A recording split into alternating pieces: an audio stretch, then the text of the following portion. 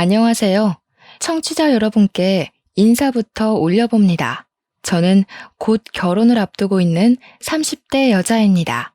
결혼을 앞둔 시점에 이곳에 찾아와 무슨 사연을 풀어낼지 정말로 궁금하시지 않나요? 제가 들려드릴 이야기는 믿는 도끼에 발등이 찍히고 그 도끼를 뽑아낸 뒤 복수로 치료를 마친 이야기를 해보려고 합니다.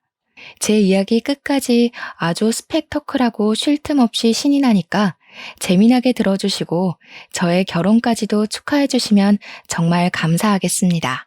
저희 아버지는 항상 가족들에게 신신당부를 하시며 가훈으로 삼고 계신 말이 있었습니다. 바로 남을 도우면서 살아야 한다는 말이었습니다. 남을 도우면 복이 되돌아온다고 아주 굳게 믿고 계신 옛날 사람이었습니다.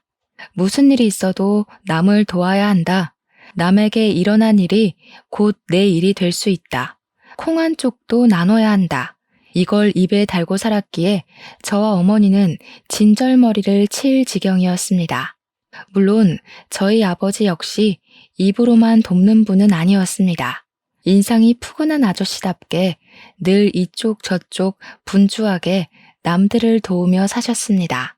우리 아버지께는 뼈아픈 과거가 있는데 그것은 바로 고아원 문 앞에 갓난아기 일 때 버려져 평생 부모가 누군지 모르는 상태로 살았다는 것이었습니다. 물론 아주 어린 갓난아기였기에 금방 입양처를 찾게 되어 좋은 가정에서 남부럽지 않게 사랑을 받으면서 자랐다고 하셨습니다. 우리 아버지께서는 그런 가정을 만나게 된 것 역시 큰 복이라며 이렇게 나눔을 받았으니 본인도 나누어야 한다고 생각하셨던 것 같습니다. 하지만 그 행복이 오래 가진 않았다고 했습니다. 아버지께서 결혼을 하자마자 양부모님께서 일찍 사고로 세상을 떠나셨다고 했습니다. 그 뒤에 제가 태어나는 바람에 저는 친조부모님을 단 한 번도 뵙지 못했습니다. 늘 아버지의 지갑 속에 빛바랜 사진으로만 인사를 드릴 수 있었습니다. 아버지께서는 양 부모님께서 주신 사랑에 늘 감사하며 살았습니다. 양부모님께서는 집안 대대로 물려 내려온다는 선산을 아버지께 상속을 해주셨는데 아버지는 그 선산에 조부모님의 묘자리를 만들어 모시고 있었습니다. 처음에는 서울에서 바쁘게 살다가 제가 태어나고 얼마 지나지 않아서 선산이 있는 고즈넉한 동네로 이사를 오게 되었습니다. 그러니 저에게는 이 조용한 동네가 제 삶의 터전이자 제 전부나 마찬가지였습니다. 저희 아버지께서는 항상 주무시기 직전에 기도를 하시는데 양부모님을, 그러니까 저에게는 조부모님을 천국에서 만났으면 좋겠다는 이야기를 하십니다. 남의 핏줄이라고 분명 미울 때도 있었을 텐데 항상 사랑으로 포옹해 주시고 감싸 주심을 감사한다는 이야기도 함께 하십니다. 우리 아버지께서 얼마나 귀한 양부모님을 만나게 된 건지 저로서는 솔직히 가늠이 잘 안 가더라고요. 저도 가끔은 친핏줄인 부모님이랑 치고받고 싸우고 원망할 때가 많았으니까요. 보통 입양 가정에서는 부모가 돌아가시고 난 뒤 벌초를 끊임없이 하고 매일같이 기도를 드리긴 쉽지 않은 일이잖아요. 아버지께는 그 보답을 남에게 베푸는 것으로 하셨고 고아원으로 봉사도 자주 가셨습니다. 아버지와 어머니께서 처음 만나게 된 곳도 고아원이었거든요. 두 분 모두 봉사를 하시다가 알게 된 인연으로 결혼까지 하신 것이었습니다. 그래서 여전히 후원도 많이 하시고 봉사도 다니시고요. 저도 원하진 않았지만 반강제적으로 끌려가 고아원에서 봉사를 하고 있었습니다. 덕분에 학교에서 말하는 봉사 점수를 다 채우고도 넘쳐서 우리 학교 봉사왕상을 받기도 했습니다. 저희 집은 지방 소도시에 위치하고 있었는데 선산이 코앞에 있다 보니까 확실히 시내 느낌이라기보다는 오순도순 마을 사람들이 모여 사는 시골 마을 같았습니다. 외지인이 들어오는 경우는 거의 없었고 아버지께서 양부모님을 가까이서 모시고 싶다는 바람을 가지고 내려오게 된 곳이었습니다. 여기가 얼마나 시골 느낌이 많이 나는 곳이냐면요. 마을에 이장님이 계신다 이 말입니다. 마을 곳곳에 스피커가 달려 있어서 마을 회관에서 이장님이 방송을 하시면 온 마을 전체에 울려 퍼졌습니다. 방송 내용도 아주 사소한 것들이었습니다. 뭐 예를 들면 4-3번지에 사시는 이금숙 할머니 댁에서 송아지를 낳았습니다. 같은 거요. 전원일기에서만 본 것 같은 일들이 여기서는 일상생활이나 다름없었습니다. 제가 타지에 사는 친구들에게 이 이야기를 하면 아주 배꼽을 잡고 웃더라고요. 진짜 그런 방송을 아직도 하냐면서요. 아직도 동네 땅값이 오르지 않아서 그런 건지 밭일을 하시는 분들이 대부분인 동네였습니다. 철이 되면 서로 품앗이를 해주며 노동력을 아끼고 서로 돕고 돕는 그런 마을이었습니다. 우리원 같은 큰 건물은 기대도 할 수 없는 것이었고 동네의 할머니들을 위한 작은 보건소 하나가 운영 중이었습니다. 마트 그런 것도 꼭 큰 시내로 차를 타고 30분 정도 나가야만 있었고요. 동네에 아주 작은 슈퍼 하나는 있었습니다. 아, 그리고 고아원도 하나 있습니다. 동네 성당에서 관리를 하고 있는 고아원이었는데 대부분 수녀님들께서 오갈 곳 없는 아이들을 돌보고 계셨어요. 어울리지 않게 동네에 성당이 하나 있어 동네 사람들의 종교는 대부분 천주교였고 그 성당에 가서 미사를 드렸습니다. 그래서 아버지께서는 가까이에 있는 이웃부터 돌보자는 마음으로 동네 성당에서 운영하는 고아원에 봉사를 나가셨습니다. 물론 돈이 생기는 대로 후원도 아낌없이 하셨습니다. 고아원 아이들을 위한 이불도 기부를 하시고 옷도 기부를 하시고 간식도 기부를 하셨습니다. 마트에 다녀오는 날이면 차 한가득 과자와 빵을 싣고 오셔서 고아원 아이들 하나하나에게 눈을 맞추며 나누어 주셨습니다.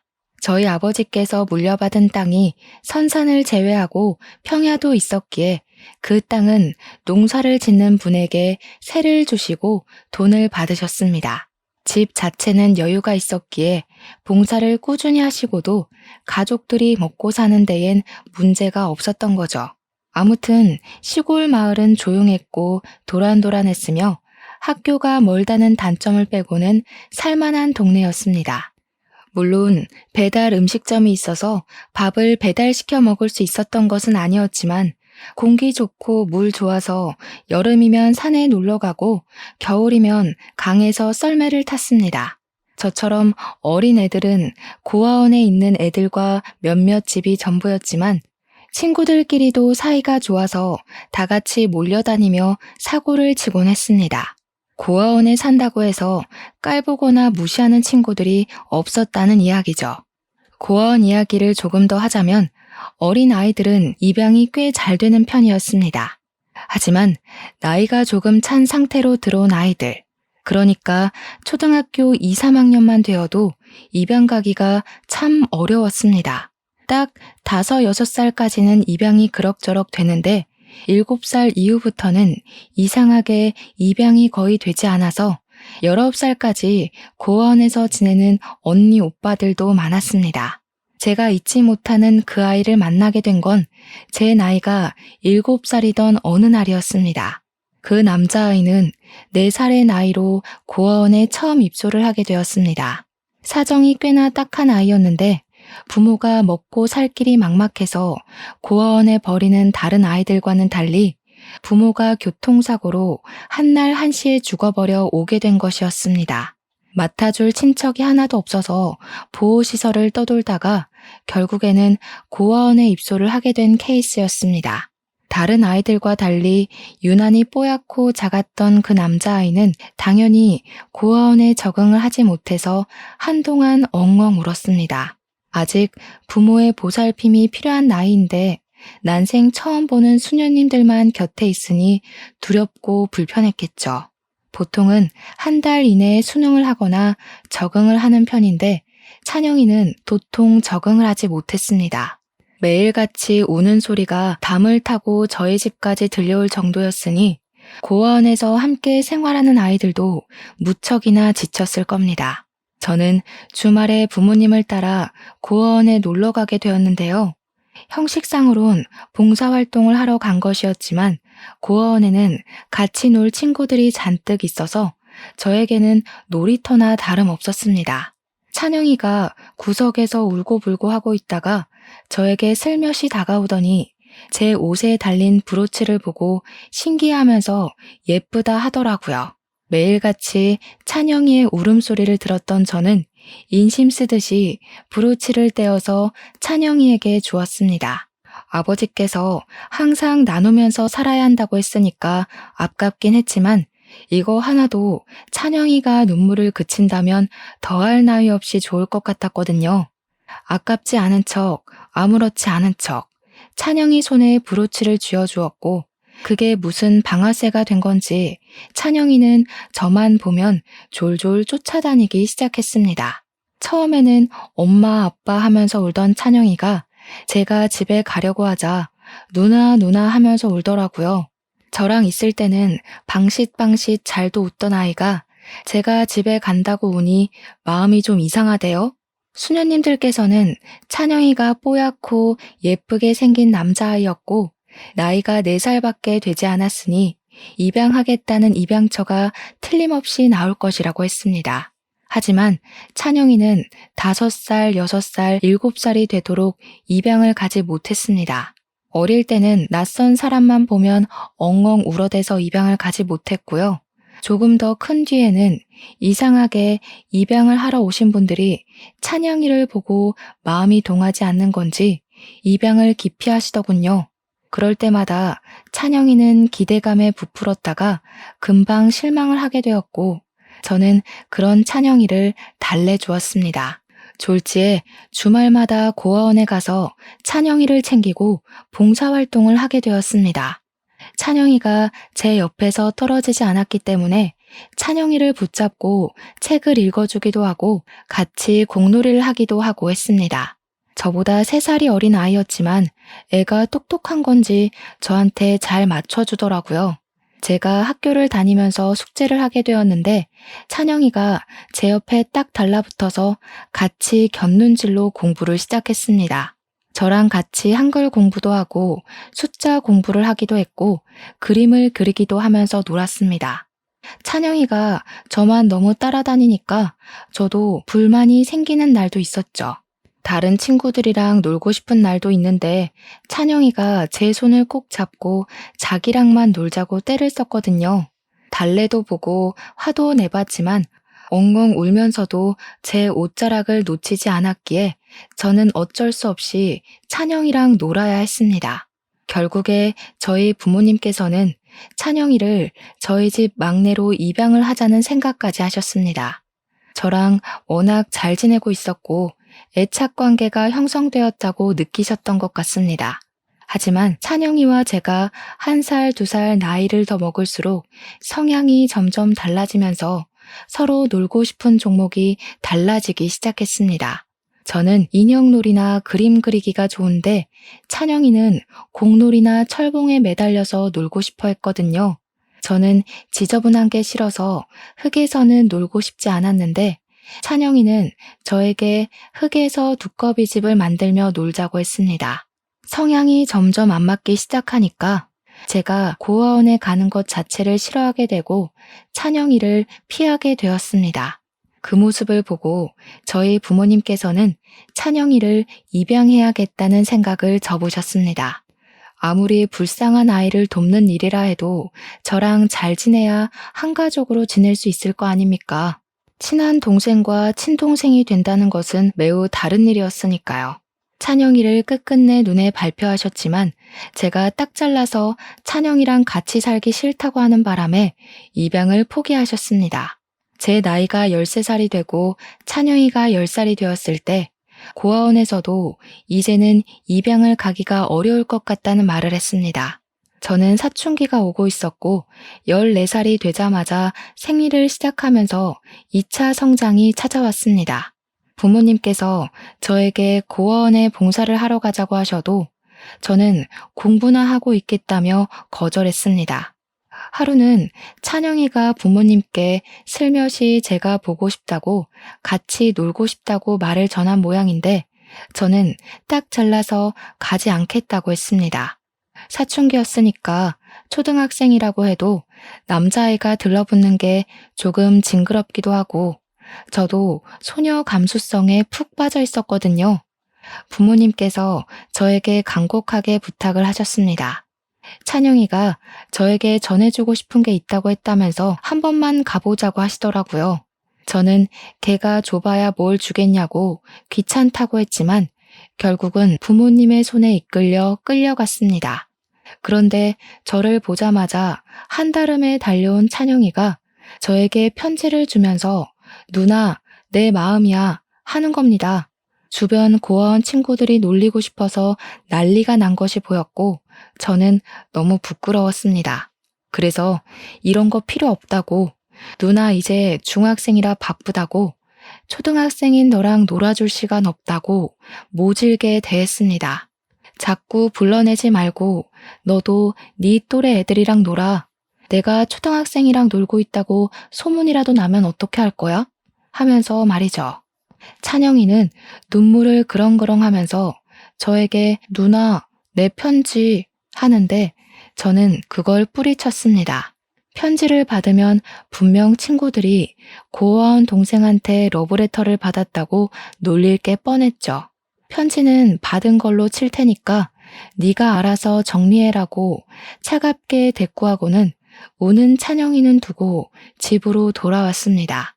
집에 돌아와서 공부를 하고 있는데 부모님께서 잔뜩 화가 나셔서 집으로 돌아오셨습니다.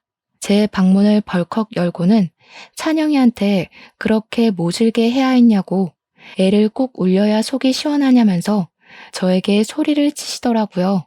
아버지의 화난 모습을 처음 봐서 솔직히 조금 쫄렸습니다. 어머니께서는 저에게 찬영이 다음 주에 미국으로 입양 간다더라 하시며 못된 계집애라고 하셨습니다. 저는 찬영이를 왜 이렇게까지 챙기는지 이해가 가지 않았습니다. 찬영이가 미국으로 입양을 가는데 뭐 어쩌라고요? 입양을 가든 말든 무슨 상관이냐고 했습니다. 그러니 아버지께서 찬영이랑 잘 어울려 놀더니 갑자기 왜 이러냐고 하시더군요. 그때는 그때고 지금은 지금 아니겠냐고 차갑게 대꾸를 하고 공부하겠다고 했죠. 그 뒤로 제가 고아원에 단 한 번도 찾아간 적이 없으니 찬영이를 보진 못했고요. 잘 가라는 인사를 못한 게 조금 마음에 걸리긴 했지만 찬영이는 11살이라는 나이에 미국으로 입양을 가게 되었습니다.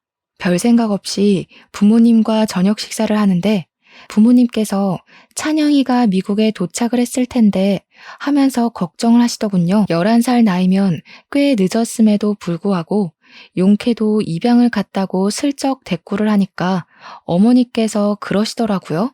찬영이가 엄청난 천재라고 말입니다. 그 울보가 천재라고? 하고 물어보니 무려 IQ 테스트에서 152라는 높은 숫자를 받았다는 게 아니겠습니까? 그러니 제가 한글 공부를 시작할 때 3살이나 어린 나이임에도 불구하고 같이 공부를 시작해서 한글을 다 뗀 거 아니겠냐고 하셨습니다. 거기다가 암산 천재라는 수식어가 붙을 만큼 머리 회전이 엄청나게 빨랐대요. 제가 찬영이 귀찮다고 서서히 멀어질 때부터 찬영이는 악착같이 공부에 매달렸다고 했습니다. 어머니께서는 저에게 공부하느라 못 온다고 그랬다면서 같이 공부해보겠다고 하루 종일 책만 팠다더라 하시는 겁니다. 그 모습을 보고 수녀님 한 분이 IQ 테스트를 해보자고 권유를 했고 무려 152라는 수치를 얻게 된 것이었습니다. 그 싹을 알아본 미국의 엄청난 재력가 부부가 찬영이를 키우고 싶다고 입양을 했다는 겁니다. 어머니께서는 연락처라도 받아뒀어야 했다고 아쉬워하길래 찬영이 성공하면 뭐 좀 얻어먹으려 했어? 하니까 화를 버럭 내시더라고요. 그 어린애가 미국 가서 무슨 정을 붙이겠냐고, 먹고 싶은 한국 음식이라도 생기면 어떻게 하겠냐고 음식 좀 보내주려고 한 거라고 하셨습니다. 찬영이가 엄마 밥을 오죽 좋아했니?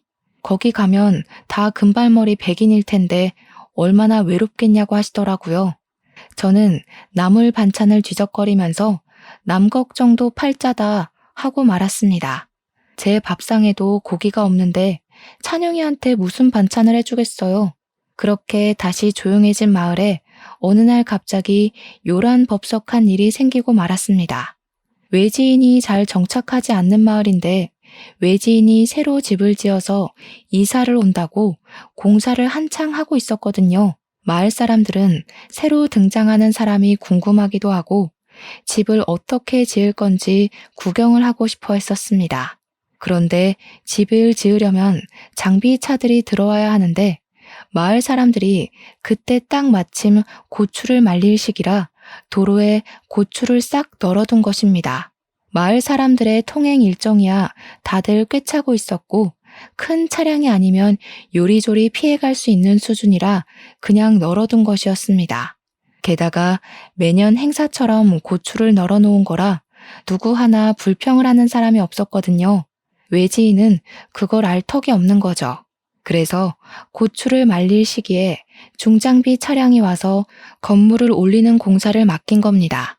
하루에도 몇 번씩 공사 차량이 왔다 갔다 해야 하는데 그놈의 고추 때문에 옴짝달싹도 할 수 없게 되었습니다. 마을 이장이라는 사람은 외지인에게 그냥 공사 내일요 하면서 태평하게 굴었습니다. 정작 외지인은 하루하루가 다 돈인데 말이죠. 고추 좀 치워달라고 방송을 해달라고 요청을 했지만 이장님은 귀찮다고 무시하셨습니다. 사실 우리 마을 이장이 좀 일도 잘 안 하고 자기가 제일 잘났다고 생각하면서 사는 사람이라 재수가 없긴 했거든요. 아들이 무슨 서울대를 나왔다나 뭐라나. 아무튼 외지인에게 자기는 막걸리 약속이 있어서 방송해주기 어렵다고 하고는 사라졌대요. 근데 저희 아버지께서 소란스러움에 무슨 일 있나 싶어서 나와보셨다가 그 상황을 모두 목격하신 겁니다. 그냥 지나칠 수 없었던 아버지는 동네 집집마다 다 돌아다니면서 할미, 고추 좀 치워주세요. 이 고추 저쪽으로 옮깁니다. 하면서 길을 터주셨습니다. 한 40분을 넘게 동네방네 외친 덕에 길이 드디어 열렸고 외지인 부부는 저희 아버지께 엄청나게 고마워하셨습니다. 오지랖이 넓은 아버지는 동네 사람들끼리 당연히 돕고 돕는 거라면서 저기 뒤터에 지어질 집 구경이나 나중에 시켜달라고 했습니다. 몇 주 뒤 집을 다 지은 후에 초대를 받았고 집을 궁금해하던 마을 사람들끼리 모여서 외지인 부분의 집 구경도 하고 선물도 줬다고 하더라고요. 아버지께서 워낙 사람을 좋아하시고 오지랖이 넓으신 분이니까 그럴 수 있지 뭐 하고 넘어갔죠. 그뿐만이 아니긴 했습니다. 금순 할머니 댁에서 소가 송아지를 또 낳았는데 이 송아지가 나오는 도중에 뭐가 잘못된 건지 비실비실 하더라고요. 이게 다 얼마짜리 소인데 하면서 발을 동동 구르는 할미를 대신해서 아버지께서 직접 옆 마을 수의사분을 모시고 와 진료를 보게 해드렸고요. 다행히 목에 걸린 찌꺼기들을 뽑아내자 다시 숨이 활기차졌다고 하더라고요. 옆집 철이네 집에 있던 차광막이 무너지자 아버지께서 대신 가서 수리를 해주시기도 했죠. 그거 은근히 돈 많이 드는 작업이라 찢어지거나 무너지면 없는 채로 사는 집들도 꽤 있었습니다. 그 옛날 영화 중에 홍반장이라는 영화 있었잖아요. 딱 그랬습니다. 저희 아버지 성씨가 하필이면 또 홍씨여서 동네 사람들 전부 다 홍반장 홍반장 하며 부르셨습니다. 우리 아버지가 없으면 동네 살림이 돌아가지 않는다고 할 정도로 이리 뛰고 저리 뛰고 봉사를 하셨습니다. 그 꼴을 가장 눈꼴 시리게 봤던 사람이 누구일지 짐작이 가시나요? 바로 마을 이장님이었습니다. 이장님이 해야 할 일을 하지 않아서 아버지께서 대신한 것뿐인데 마을 사람들에게는 마을 이장 자리 차지하고 싶어서 저렇게 가식을 뿌리고 다닌다고 험담을 하신 거죠. 저희 아버지는 순전히 호의로 하신 일이었으나 이걸 감투 쓰고 싶어서 환장한 사람으로 만드는데 기가 막혔습니다. 동네 사람들도 반반씩 파가 갈리기 시작했습니다. 마을 이장이 벌써 몇 년 동안을 마을을 위해 일한 줄 아냐? 당연히 이장이 최고다 하는 이장파. 이장이 하는 게 뭐가 있냐? 하물며 길거리에 있는 쓰레기조차 홍반장이 줍는다 하는 홍반장파. 제일 피가 터졌던 건 마을 이장 선거를 할 때였습니다. 우리 아버지께선 당연히 이장 선거에 나가지 않겠다고 선언을 하셨는데 마을 사람들 중에 반인 홍반장파에서 제발 나가달라고 애걸복걸 하신 거죠. 저녁마다 집에 찾아오셔서는 지금 이장은 너무 하는 게 없다. 홍반장이 나와야지 마을이 좋아진다고 설득을 하셨습니다. 동네 쓰레기 줍고 다닌 이후로 길에 쓰레기 버리는 사람도 없어지지 않았냐? 홍반장만 믿는다 하시면서요. 결국 고민 끝에 등살에 못 이긴 아버지께서 이장 선거에 출마를 하셨고 웃기게도 정말 압도적인 지지를 받아서 저희 아버지께서 이장이 되셨습니다. 이장파 사람들도 앞에서는 이장이 최고다, 의리가 있지 하시면서 뒤로는 저희 아버지를 찍은 것 같더라고요. 아니면 이렇게 압도적인 표 차이로 저희 아버지께서 이장이 될 리가 없었습니다. 그때 제 나이 16살 때 일이었습니다. 아버지께서는 마을 이장이 된 뒤로부터 정말 바쁘게 지내기 시작하셨습니다. 마을 회비부터 관리비를 원래 지정된 은행에다가 납부를 하고 있었거든요. 그런데 알고 보니 이게 전 이장이랑 동네 은행장이랑 모종의 커넥션이 있었던 것이었습니다. 전 이장이 이곳저곳에서 돈을 받아 챙기고 자신의 이득을 우선으로 하며 마을 사람들을 속이고 있었던 것이었습니다. 그걸 알게 된 아버지께서 장부를 낱낱이 공개를 하셨고 전 이장은 마을에서 정말 많은 사람들에게 손가락질을 받게 되었습니다. 오죽 열이 받았으면 술을 먹고 저희 집에 찾아와 깽판을 치는 바람에 경찰을 부르기도 했었습니다. 아무튼 그 이후로 아버지께서는 깨끗하게 매월 1일마다 동네 사람들을 불러다 놓고 회의를 열었습니다. 마을 회비의 사용처를 모조리 공개하고 장부를 따로 관리할 마을 주민 2분을 정하여 운영을 하였습니다. 그리고 마을 회비에서 남는 돈으로 고아원을 후원하자는 의견을 내셨고 마을 사람들의 경조사에도 보태자고 하셨습니다. 마을이 협소하다 보니 자연스럽게 경조사가 생기면 마을 사람들 모두 십시일반하여 돈을 걷었었거든요. 그 비용을 따로 쓰지 말고 마을 회비에서 사용하자는 의견이었고 모두들 좋아하셨습니다. 마을 수리와 고아원 건물을 수리하는 데에도 비용을 사용하셨습니다. 아버지께서 이장이 된 이후로는 마을이 정말 보기 좋게 깨끗해졌고 사람들끼리의 사이도 훨씬 좋아졌습니다. 아버지께서 2년 동안 마을 이장 일을 하시게 되시면서 전 이장은 마을 사람들에게서 왕따가 되어 외톨이처럼 지내고 있었습니다. 그리고 입양을 간 찬영이는 가끔 국제 우편으로 편지를 보내곤 했는데 어머니께서는 그 편지의 내용을 저에게 보여주지 않으셨습니다. 저는 제 이야기가 없어서 그런가 보다 하고 넘어가긴 했지만 살짝 서운한 마음도 들더라고요. 그래도 제 업보인데 어쩌겠습니까? 제가 매몰차게 보내긴 했으니까요. 아무튼 시간이 흘러서 아버지께서 이장 일을 맡아서 한 지 3년 차가 지났을 무렵 마을에 아주 큰 사건이 터지게 되었습니다. 전 이장이 마을 사람들을 상대로 해서는 안 될 아주 큰 사기를 치게 된 것이었습니다. 까막눈인 마을 어르신들부터 젊은 사람들까지 현혹을 시켜 서류를 조작하여 사기를 친 것이었습니다. 땅을 팔면 큰 돈을 벌 수 있다고 여기가 재개발이 될 것이라고 사람들을 오랜 시간 꼬여낸 것이었습니다. 재개발이 되려면 마을 사람들의 동의가 있어야 하고 땅의 사용처가 정확해야 하며 일단 위임을 해서 하나로 모아야 된다는 말도 안 되는 거짓말을 한 것이었습니다. 그렇게 전 이장의 말에 속아 사람들 대부분이 위임장이라는 서류에 사인을 했고 전 이장은 가짜 서류를 이용해서 땅을 갈취해버린 것이었습니다. 평생을 소유하고 있었던 땅을 하루아침에 모두 전 이장에게 빼앗기게 된 것이었습니다. 정말 악질 중의 악질인 건 글자를 잘 모르는 할머니들의 집터까지 큰 돈으로 불려주겠다면서 가져간 것이었죠. 아무것도 모르는 순진한 시골 사람들이 서류를 제대로 확인하지도 않고 도장을 찍어버렸고요. 문제는 우리 아버지는 속지 않을 게 뻔하니까 우리 어머니께 접근을 해서 며칠 동안 현혹을 시켰던 겁니다. 어머니께서는 마을 사람들 대부분이 동참을 하였으니 믿고 도장을 드린 거죠. 저희 가족은 한순간에 선산을 빼앗기고 말았습니다. 거기다가 평야까지 모두 빼앗겼는데 평야를 농사꾼에게 세를 주고 있지 않았겠습니까? 농사꾼에게 보증금을 돌려주어야 하는 상황까지 오게 된 것이었습니다. 거기다가 계약 기간을 무시하고 명의가 바뀐 탓에 자기들 1년 농사가 망하게 생겼다면서 손해배상 청구까지 들어온 거죠. 한순간에 우리 가족은 돈 한 푼 없는 비렁뱅이 신세가 되었습니다. 그뿐만이 아니라 우리 마을 사람들도 죄다 거지가 되고 집을 빼앗기고 땅을 빼앗겼습니다.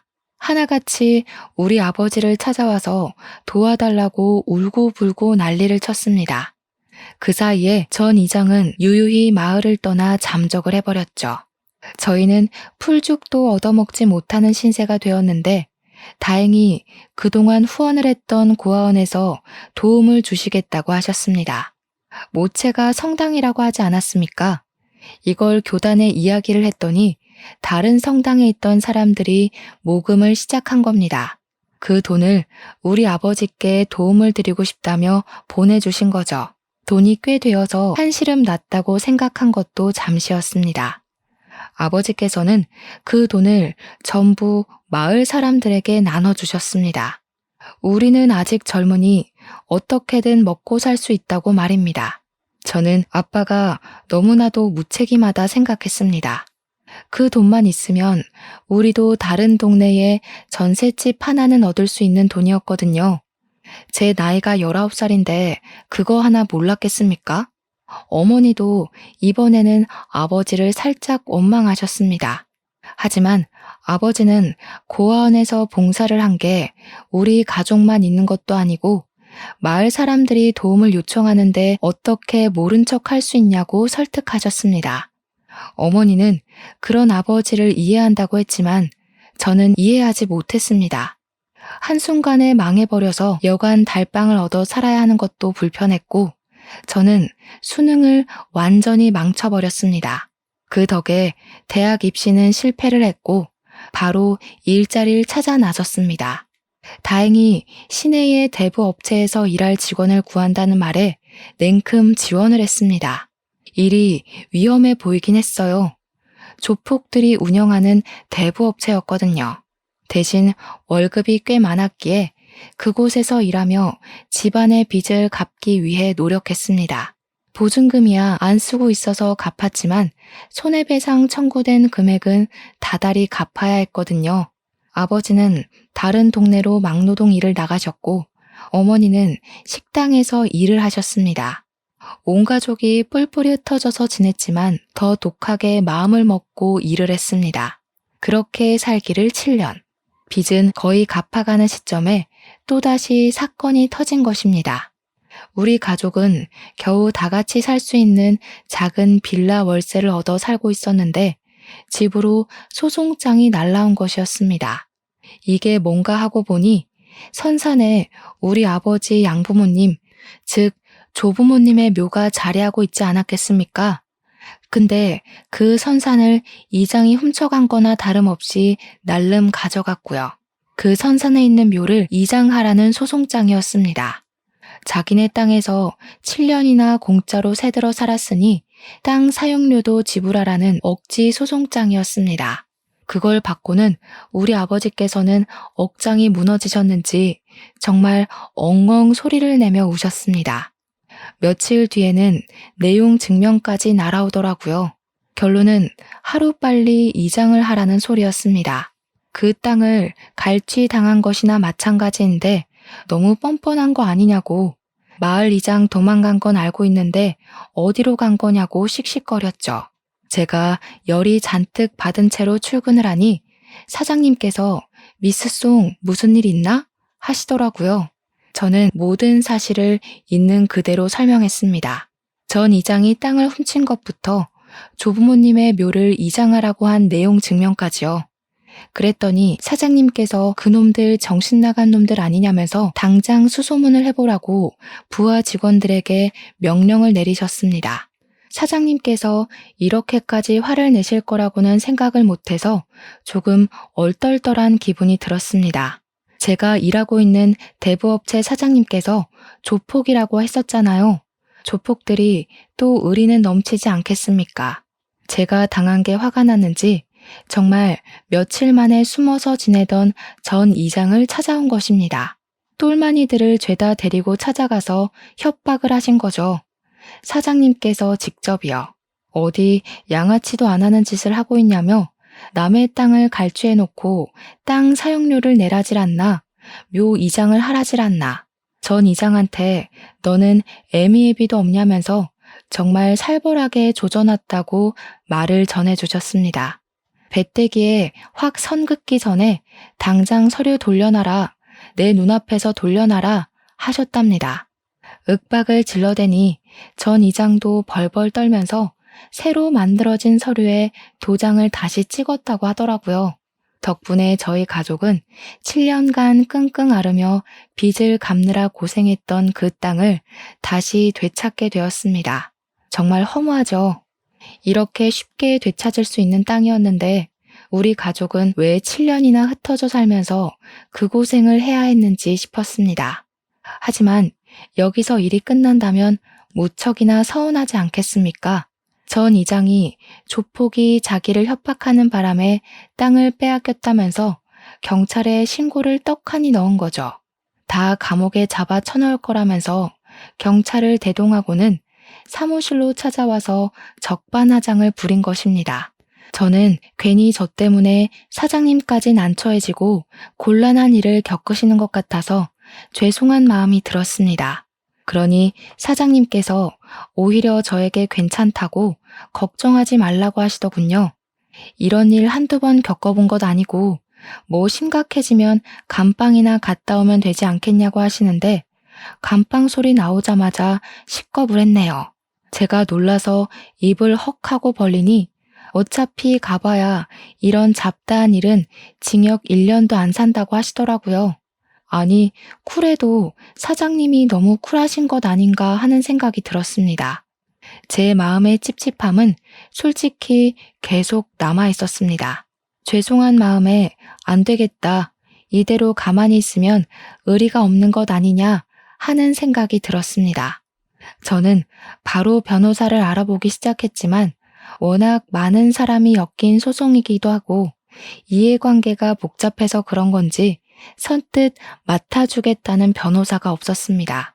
소송비도 정말 비싸게 부르더군요. 저는 점점 무기력해졌습니다. 경찰 조사는 시작이 되었고 변호사를 선임하라는 법원의 연락까지 받게 되었습니다.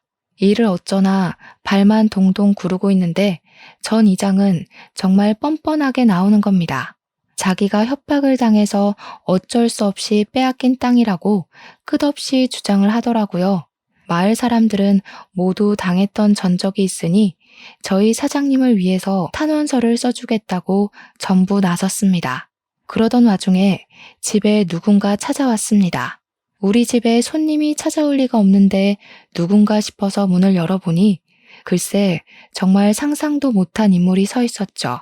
바로 미국으로 입양을 간 찬영이가 우리 집을 찾아온 게 아니겠습니까? 저는 처음에 세월이 너무 많이 흘러서 찬영이를 알아보지 못했고 누구세요 하고 묻는데 어머니께서 버선발로 뛰어나와 찬영아 하면서 부르셔서 알았습니다.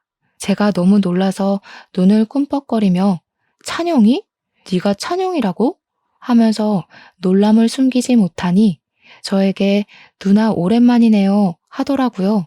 알고 보니 우리 가족이 모두 뿔뿔이 흩어져 있는 동안에도 어머니께서는 찬영이랑 계속 편지를 주고받고 있었다고 하시더라고요.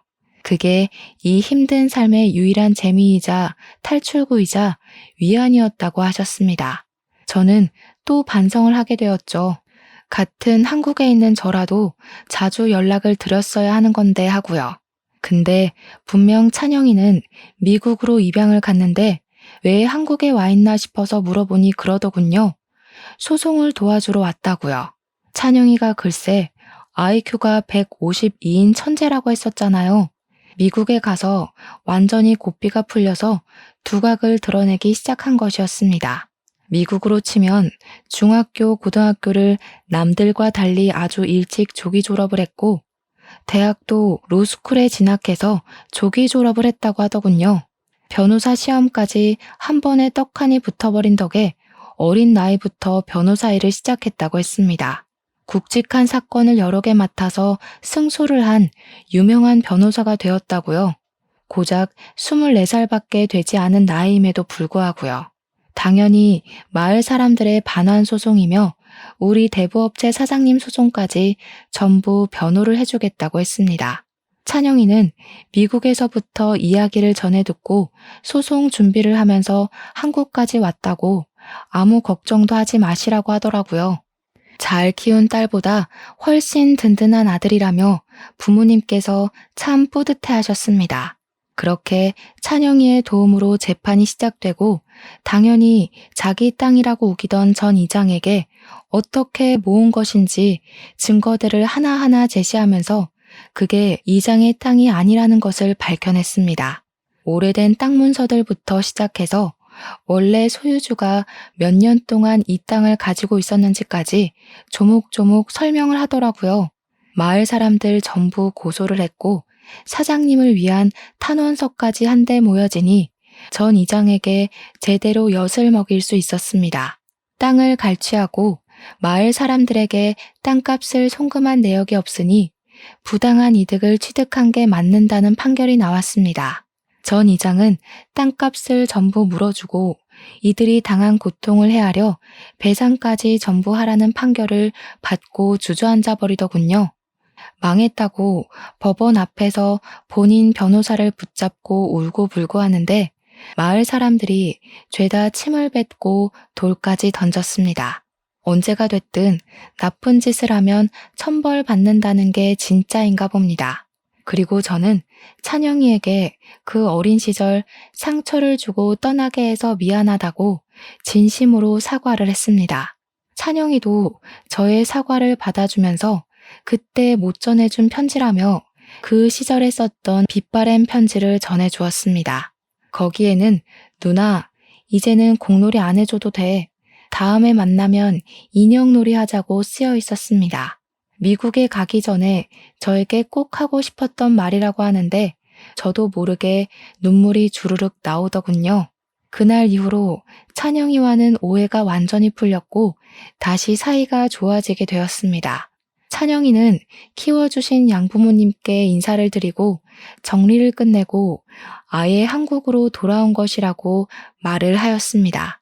우리 마을에 자리를 잡고 인권 변호사로서 어려운 사람들을 위해 3년째 변호를 하며 살고 있는 중이랍니다. 그 사이에 저희 사이도 깊어져서 곧 결혼을 앞두고 있습니다.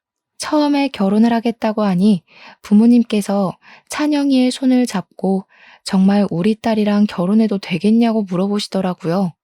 혹시 약점을 잡힌 건 아니냐, 이게 꿈인지 생시인지 모르겠다면서 저를 의미심장하게 쳐다보시는데 제가 진짜 딸이 맞는지 순간 의심이 들 정도였습니다.